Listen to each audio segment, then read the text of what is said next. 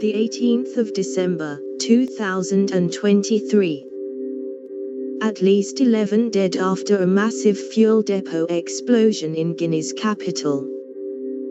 An explosion and inferno at Guinea's main fuel depot in the capital of Conakry have killed at least 11 people.